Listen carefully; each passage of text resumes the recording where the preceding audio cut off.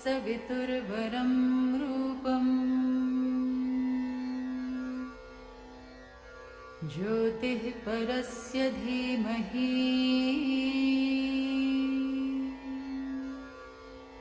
यन्नः Satyen दीपयेत्।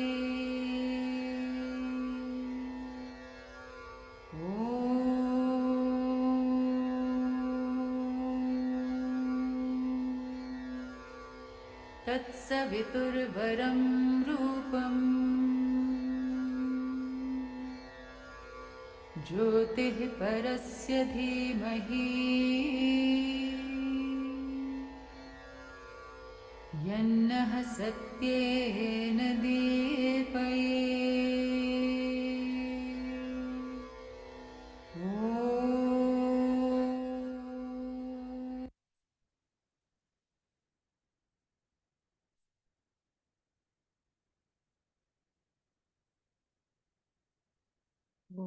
Good evening and good morning.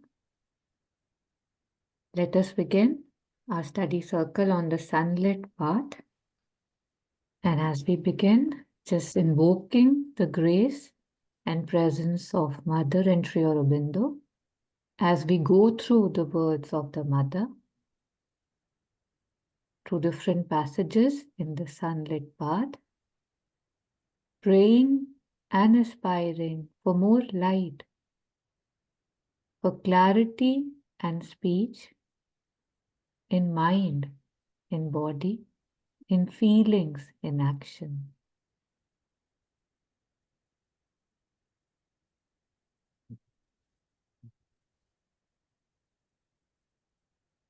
Thank you.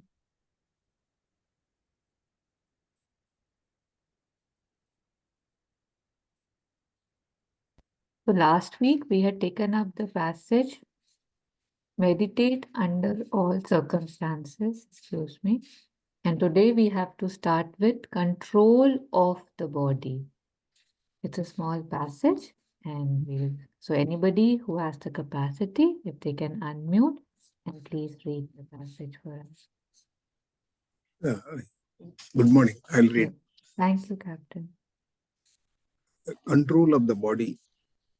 Those who despise physical activities are people who won't be able to take a single step on the true path of integral yoga unless they first get rid of their contempt. Control of the body in all its forms is an indispensable basis. A body which dominates you is an enemy. It is a disorder you cannot accept. It is the enlightened will in the mind which should govern the body, and not the body which should impose its law on the mind. When one knows that a thing is bad, one must be capable of not doing it. When one wants something to be realized, one must be able to do it and not be stopped at every step by the body's inability or ill will or lack of collaboration. And for that, one must follow a physical discipline and become master in one's own home. It is very fine to escape into meditation and from the height of one's so-called grandeur look down on material things, but one who is not master in his own home is a slave.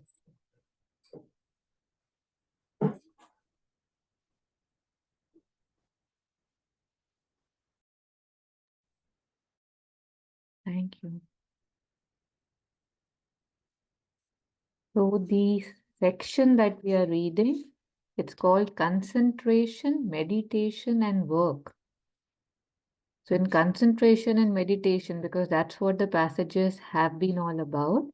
So now we are looking at the body aspect, because of course the mind, the body, I mean, they're all part of our being, right? We can't just be all about the concentration in the mind, the body will have to cooperate. It will have to be on board. So if there's any reflection on what we have read, anything related to this, please feel free to unmute and share right now or at any time. So just taking up the passages, the lines of the passages. So Mother says that those who despise, she doesn't use a very small word like dislike or don't want to. Despise is a very strong word, at least that's what I felt. Okay, don't want, like very strong dislike. So those who despise physical activities are people who won't be able to take a single step on the true path of integral yoga unless they first get rid of their contempt. So traditionally, I would believe that this was not the case because the body often was shunned, was, in so many yogas, maybe the Hatha yoga, or if say the yoga of knowledge, the body didn't play that much of a part, or maybe that's what we believed that it would be. But in integral, everything comes, right? We cannot, and we have all read that this is nothing new, that we cannot ignore the body. So control of the body in all its form is an indispensable basis. That's the base on which things would build. A body which dominates you is an enemy. It is a disorder you cannot accept. We have different definitions of disorders and diseases. And here Mother is saying that a body which dominates you is an enemy. It is a disorder you cannot accept. What does it mean, a disorder which dominates you? Sorry, a body which dominates you. So for me, basically, it means that if we are under its control, right? Look, in the sense there is no discipline, there is nothing, especially say if we talk about food. A lot of time we do community eating, or we just eat because we are out, or we just eat because, oh, it's hot and I want something cold, although there's no need for it. So I'm tired, I won't do anything, I feel like doing, so all those things which dominate me, which probably are not good for me, is the way, is what I am understanding from this, that the body which dominates me is my enemy, and it is a disorder I must not accept.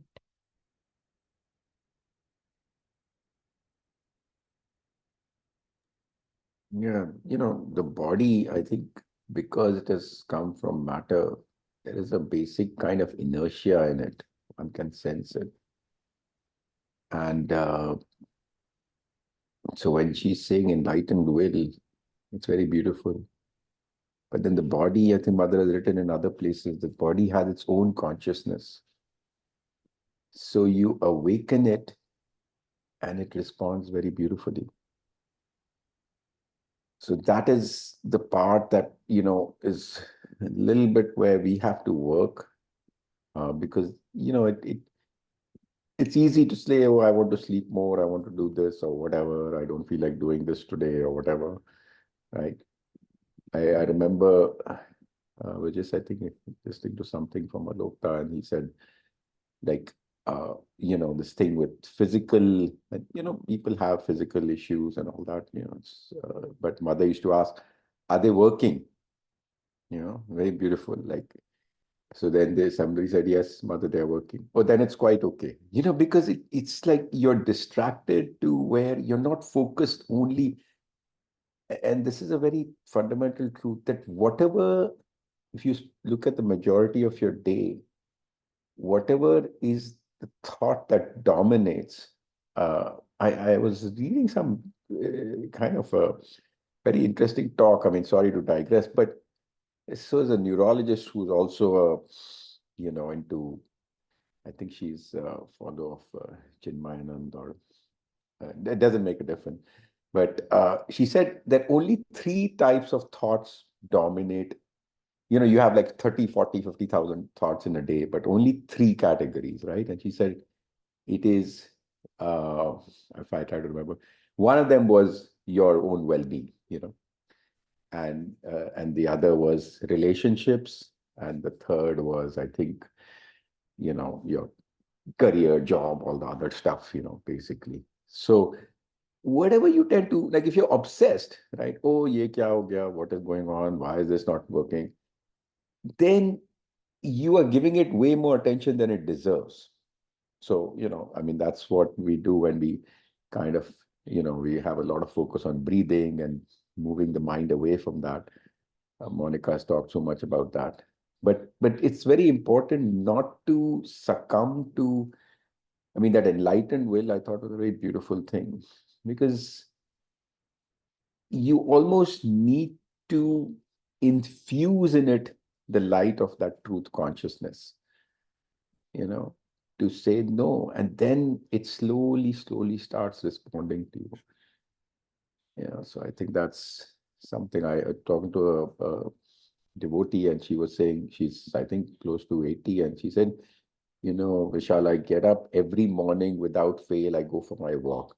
Come whatever, I'm not going to stop. But she's close to 80, maybe not 80, but still. And it was so inspiring, so inspiring, that there is a certain discipline, and people say, no, I don't care.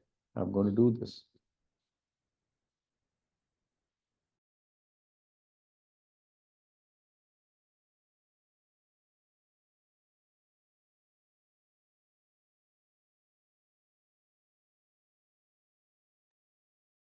There was a very enlightening article, not article, like again, some questions and answers from the mother that I had read, and it's on my laptop open. I think and it dealt with the body. So I think it would be nice for us to go through it. Vishal, did you want to say something? No, definitely. Yeah, I said let's do it. Okay.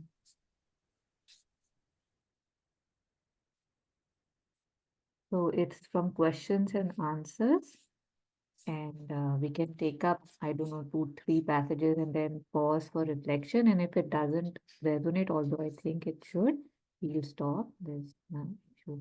So if anybody has the capacity, they can start. Otherwise, I'll read. I'll read. Can all physical ailments be traced to some disorder in the mind as their ultimate source? If so, what kind of mental disorder would produce such an ailment as, for example, prickly heat or sore throat?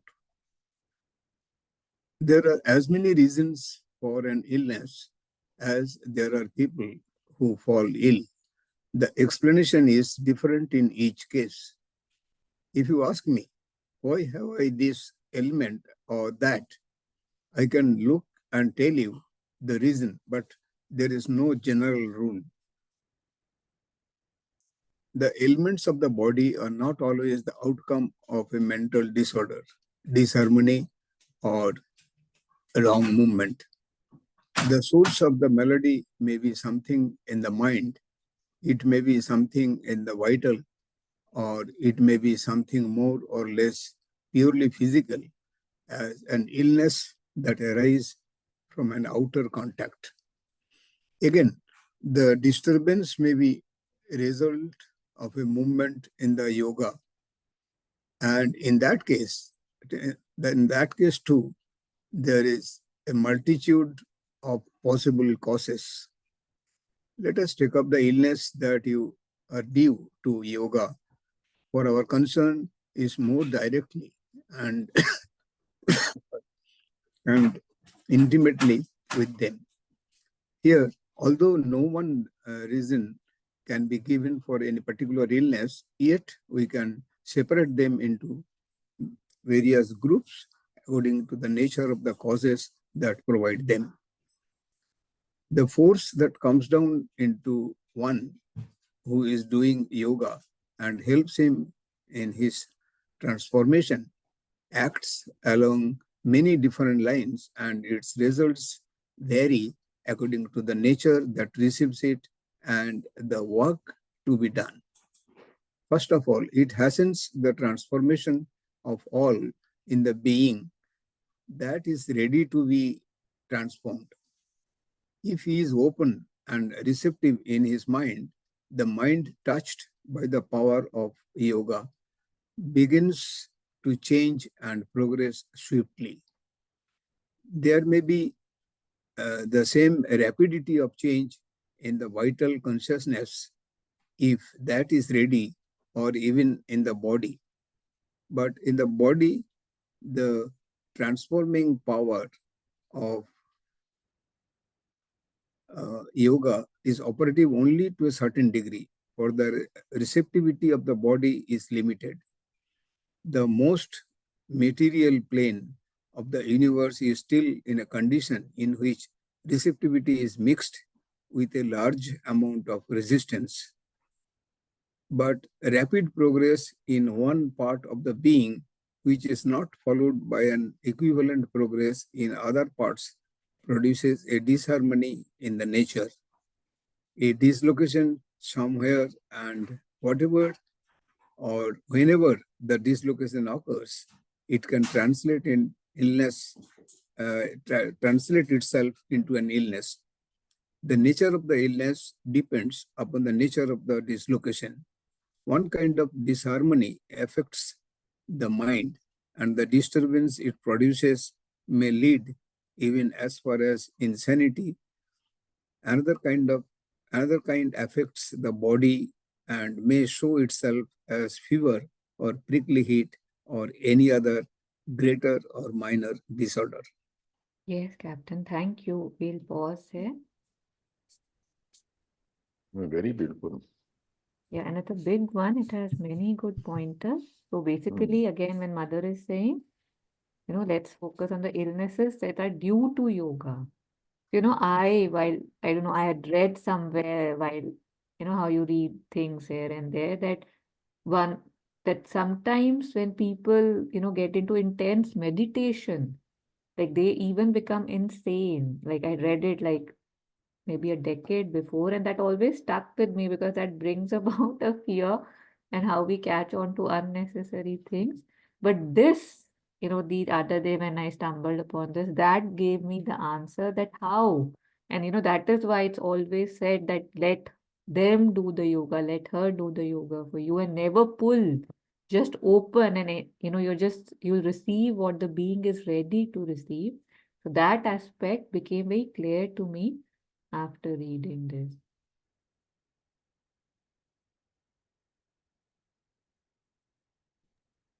But here she says, but rapid progress, and this sometimes happens, maybe even if one is not pulling, because, one sometimes sees, but rapid progress in one part of the being, which is not followed by an equivalent. For example, if your mind has progressed very far, but, there are still issues in the vital, then you will suddenly have some issues to deal with.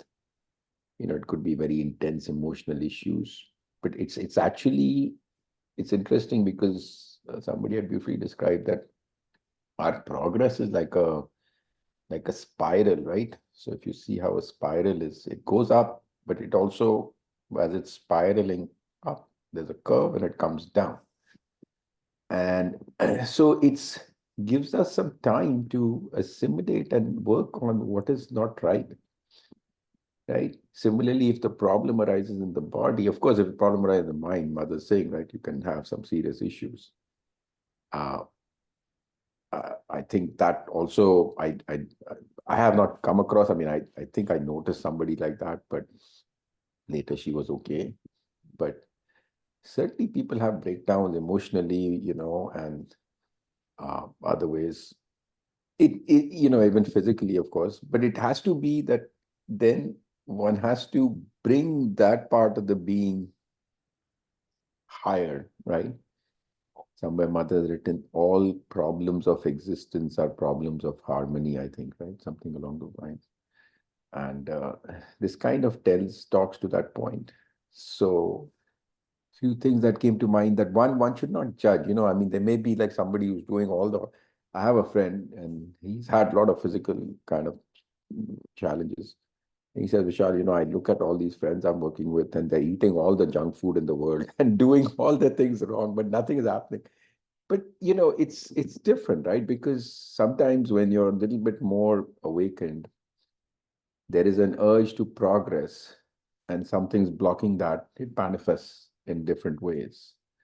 So one has to be also cognizant of that as well. But yeah, definitely, I think, like you said, Taru, that definitely should not pull, and make sure that we are working on all aspects of our being, the mind, the emotions, the body, all of them. Yes, thank you. So for me, even, how we get demotivated a lot of times, that why is it not happening? Or why is it taking so long? Or why am I so full of this, I don't know, confusion at times, or this inertia? Why am I not making like I don't know, more utilizing my time even more efficiently, more? And then when one reads this, it kind of, it's like you put some water on the fire, that just, and we know everything is okay and everything has a time. And so it's really at the base is this, that there has to be that collaboration within, and there's more very beautiful, much beautiful further when she explains other things related to this. So, Can you okay. post this, Saru, on the Yeah, website? of course, of course. So it's just 16th June. So, but I'll post it. So, yeah, 1929. So we'll just take up more since we do have time and that passage is small. So if anybody would like to read, they can read. Otherwise, I will read.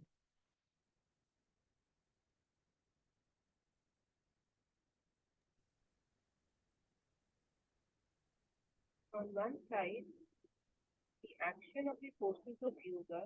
Yeah, Ritu, your voice, it's very soft, at least to me. Okay, then I think actually I'm in car. Yeah, I'll read. So, Yeah, thank you. So Mother says, yeah, Vishal, were you? Yeah, I can read if you want. Okay, thank you. On one side, the action of the forces of yoga hastens the movement of transformation of the being in those parts that are ready to receive and respond to the power that is at work upon it. Yoga in this way saves time. The whole world is in a process of progressive transformation. If you take up the discipline of yoga, you speed up in yourself this process.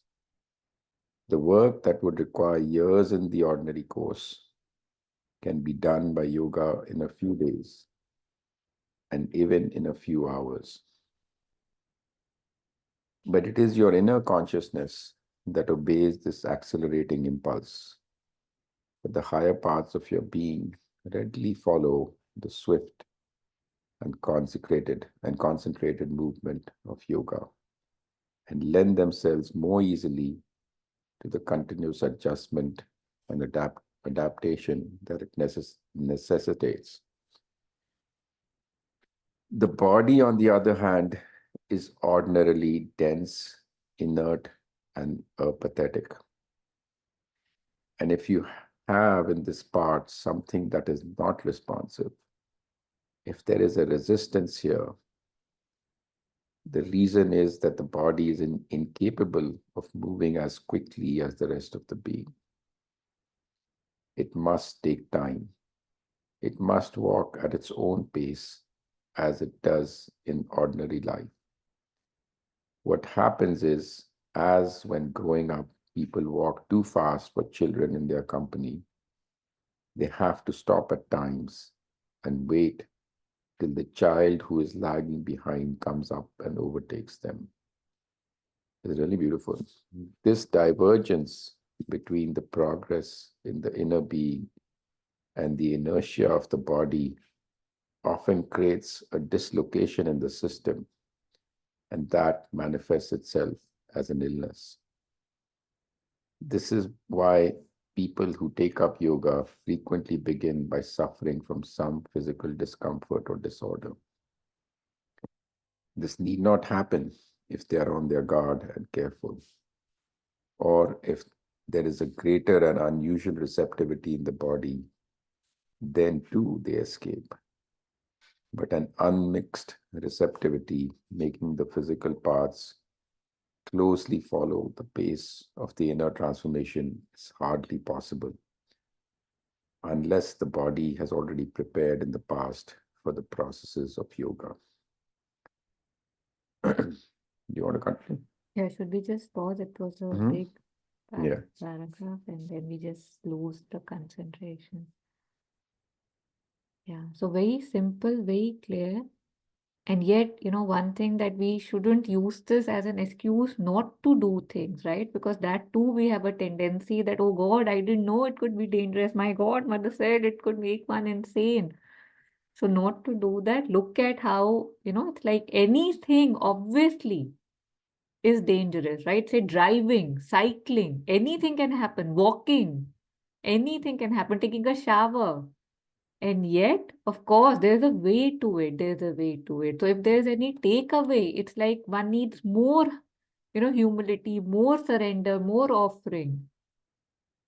And how, it is said that Mother does the yoga for us, like the divine, whoever we believe in, they do it for us. So just keep opening ourselves to it would be the key. Because obviously, there is everything has its thing which when we are careless or too arrogant or not following any process. So, yeah, so I like this also that the work that would require years in ordinary course can be done in a few days, even a few hours in yoga. And yeah, so that was the thing. And this, of course, in a consciousness that obeys, but body, it has that resistance. And another thing was that, how it mother says that the body must take its own pace as it is walking in ordinary life. So it's like the whole being is kind of in an accelerated mode. If there is, of course, sincerity and a lot of grace, but the body still has a pace that it needs to follow. So what happens is, as a beautiful example that when grown-ups are walking, the children, their legs are small, right? Of course, unless they are running, they cannot keep up if they are walking on their own. So they will lag behind. So the whole being has to stop. And Mother clarifies this, explains this even further ahead that how that stopping happens, that how, sometimes when you're feeling dull, I won't talk, maybe we should just read. So this is, this inertia of the body which causes dislocation. So this is not really a place to maybe stress right now that what is causing the illness. That's not what we were doing this for. But basically, that how whenever there is some hindrance, one feels that there is some delay, some confusion. Why am I not moving? That too would be answered by here, by this.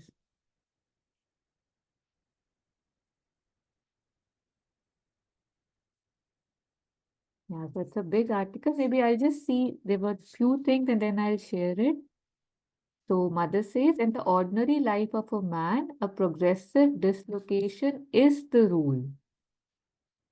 So the mental and the vital beings of man follow as best they can the movement of the universal forces and the stream of the world's inner transformation and evolution carries them a certain way. So this Mother has been stressing again and again. But the body, bound to the law of the most material nature, moves very slowly. After some years, 70 or 80 or 100 or 200, and that is perhaps the maximum, the dislocation is so serious that the outer being falls to pieces. So this is the reason why the body disintegrates. This is the reason why we are not ready for immortality yet, because there's so much that the body has to still take, and it, because of this, there's a lot of wear and tear. So the divergence between the demand and the answer, the increasing inability and irresponsiveness of the body brings about the phenomena of death. By yoga, the inner transformation that is in slow, constant process in the creation is rendered more intense and rapid, but the pace of the outer transformation remains almost the same. Again, Mother repeats this, almost the same as in ordinary life. As a result, the disharmony between the inner and the outer being is one who is doing yoga, in one who is doing yoga, I'm sorry, tends to be all the greater unless precautions are taken and a protection secured that will help the body to follow the inner march as closely as possible. Even then, it is the very nature of the body to hold you back. It is for this reason that to many, we are obliged to say, do not pull, do not hurry, you must give your body time to follow. Some have to kept back even for years and not allowed to do much or progress far. Sometimes to avoid the disequilibrium becomes impossible. And then you have a disturbance which varies according to the nature of the resistance and the measure of the care you have taken or your negligence. This too is the reason why each time, this was really good, that this too is the reason why each time that there is a strong movement of progress, it is almost invariably followed by a period of immobility, which seems to those who are not warned a spell of dullness and stagnation and discouragement in which all progress is stopped. And they think anxiously, what is the matter? Am I losing time? Nothing is being done. But the truth is that it is the time needed for assimilation. A pause is made for the body to open itself more and become receptive and approach nearer to the level attained by the inner consciousness. The parents have been walking too far ahead. They must halt so that the child left behind may run up and catch them by the hand. Only then can they start again on the journey together. Again, a big paragraph.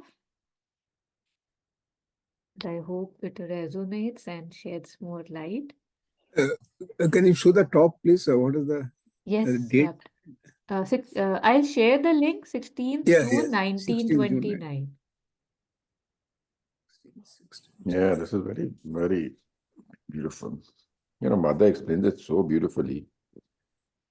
It's just incredible. A few years back, I had been to Puducherry Ashram, and there was another colleague of mine, or rather senior. He was almost 40 years now. He's with that ashram and all this. So he showed me some parts. Normally, as a tourist, we go there, so we don't see what all the things are happening there in the ashram. So in the evening, there was a place where our Sri Aurobindo met Mother for the first time. So in that building, there was a lawn sort of thing, but it is all, the walls are there all around, and all are not permitted there as a visitor. So, so somewhere in the evening, we went there inside, and we saw that all the elderly ladies and gentlemen and everybody is doing parade, like with the military drill, what you do, that similarly, they were doing the drill. So I saw them in detail because I was in defense and I have been doing myself the drill and all this. So, so there we are not talking much. So once we came out of that, Then I asked him that what is this actually, why this is done this period. So then he explained the same line what mother has told. This all the parts of the body are to be with me. Then nobody should lag behind. Like that example is given of a child or something. So every part of the body is important. Whatever everybody has got every body parts has got a different role to play, and the specific role may not be interchangeable with other. But the thing is this: they all should be in consonance when we are trying something, some integral yoga or whatever may be. So the entire body should be ready. The body, of course, mind and other things are there. But as far as the physical body is concerned, there is a natural inertia, inertia of rest, as per Newton, inertia of rest and inertia of motion. That inertia of motion to bring the body, that should be there for active. Like when I was doing NCC, the director gave a certificate. He said, "He is a young man of active habits." Young man of active habits, in the sense that you should be very active. So not that I'll do it later, or let me take rest, or no, that sort of thought should go off. If something is got to be done, it is to be done at right time and right place. So that sort of thing, that entire body parts in the millions of body cells are there. They are to be receptive for some such thing, or the strong will help. So such that the body we have to take care first. This illness, like so many good doctors, they say that whatever minor illness we are having, these are all psychosomatic. Because actually there's nothing is happening. I'm perfectly all right, but in the mind, it's telling that you are having this headache, or not feeling well, or not feel like to do something or something and all this. So this is sort of the lethargy which comes in the body. So that's why the mother has explained. It's a very nice topic today. Thank you so much. Thank you, Bhakti.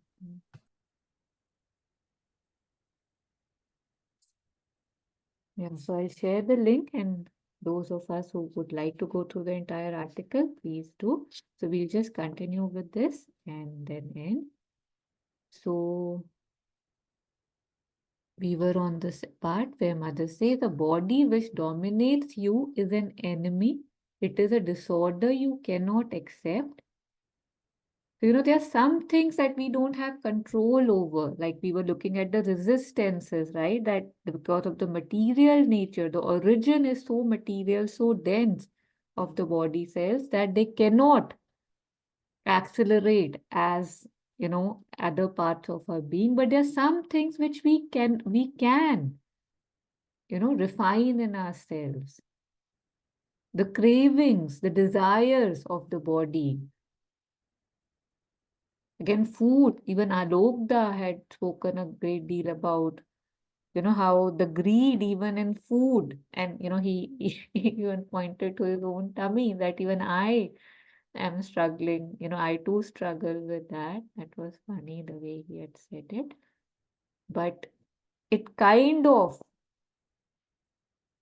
becomes the master, right? It is the master. It's just polite to say kind of. And I don't know, I had shared or not, maybe in the meditation group, there was this video in which, it was like that as soon as something comes, we are almost like, yes, master, tell us the command, like any inclination, any preference from the body. So, taking it forward, it is the enlightened will in the mind which should govern the body. The will, not the preferences, not the desires, not the cravings. So, and not the body which should impose its law on the mind.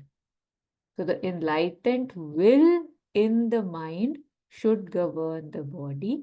The body which should, it should not be the body which imposes its law on the mind. So, mind over body. And Mother says, right, that let reason be the master of the house till the psychic becomes ready. So we say we are mental beings, we say we are so intelligent, and yet when we look at our lives and where our world is, we cannot not accept that a lot of what we do is not that intelligent. So when one knows that a thing is bad, one must be capable of not doing it.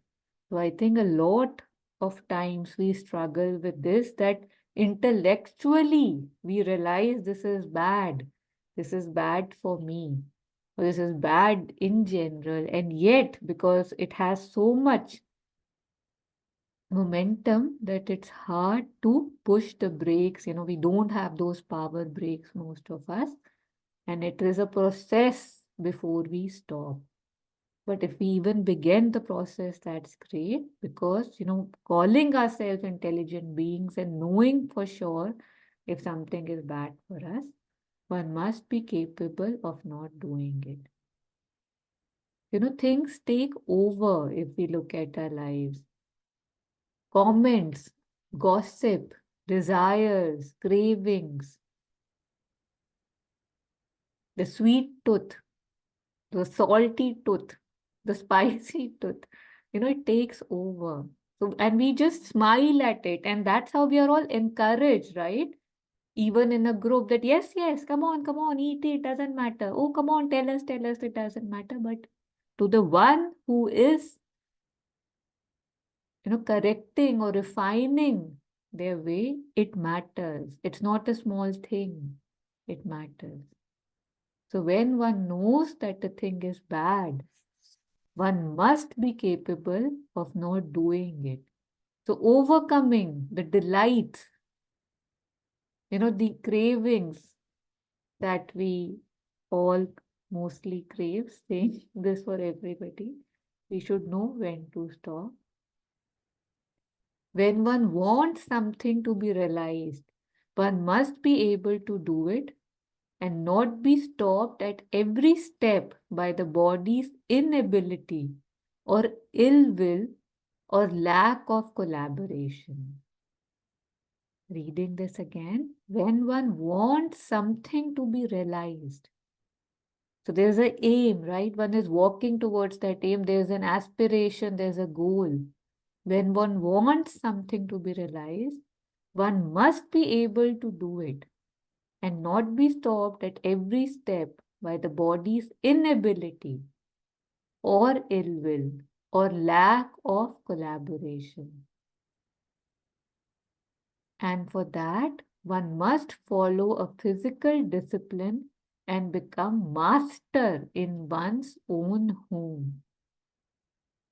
So may reason be the master of the house.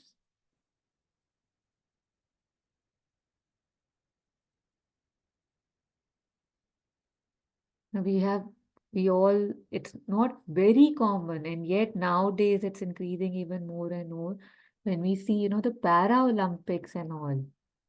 Like, how the archers, the shooters, they are using their feet to have that level of, I don't know, pointedness. Like, how is that possible that you learn archery from your feet? How much control do we ordinarily have over our toes to hold the bow, and it's like it feels unreal when one watches it, that how is it happening. We see people painting with their feet with such beauty. Like you're looking at it and you can't believe it's happening. So the potential is unlimited. And yet we get stopped very easily. And fear is something that Mother has spoken about in that article that we were reading, that 90% of the diseases are caused due to fear, which causes disharmony. So again, for the body too, it scares us that what if something happens, something permanent happens? What if I have a backache or a neck or a leg ache? Let me stop, let me stop. And yet, the more we are able to push, most of the time, I've seen, that increases the capacity. So just taking the last line, it is very fine to escape into meditation and from the height of one's so-called grandeur look down on material things. But one who is not master in his own home is a slave. Here I feel that how, there are certain things that touch us, right? That poke us. None of us would like to be slaves. There are so many anti-slavery movements, that kind of still are happening. And even, the movement in Africa, it's so amazing that till how recent one had to fight for the basic rights. But what good is that mastery if I'm not the master in my being? And I'm not, it's a fact for me that I am not yet a full master. So we are all looking for things to do, right? We all are seeking something more meaningful, something which will make change. So this I feel is a very beautiful aim, to be the master of one's own home, one's own body, mind. And again, it might just sound like good words, but if we take that challenge, if we take that goal, again, the life would be very different. Yeah. So from my side, I think this passage I have reflected, it was very simple, very direct, very beautiful, very powerful. So before we end, welcoming any reflections on the passage, control of the body.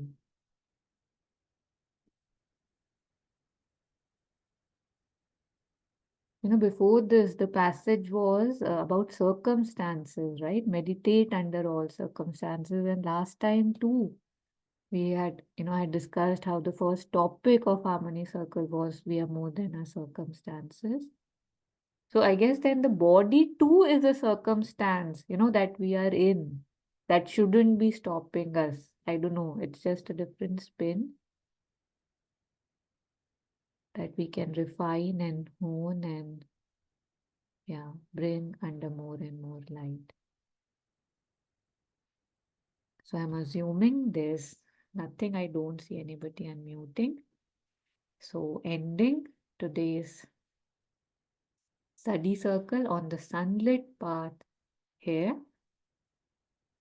Hope this helps us reflect more, and hope it helps us to bring about more changes in my attitude, in my aspiration, in my habits, my behavior, my subjections.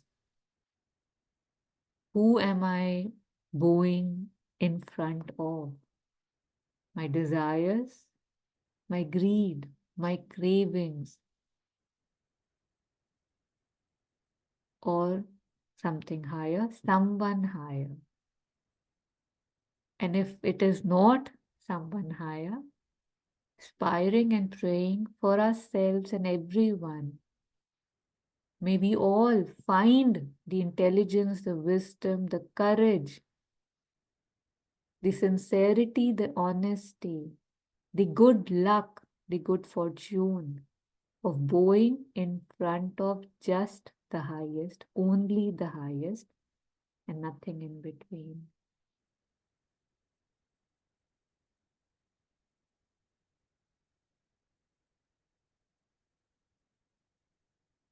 Thank you.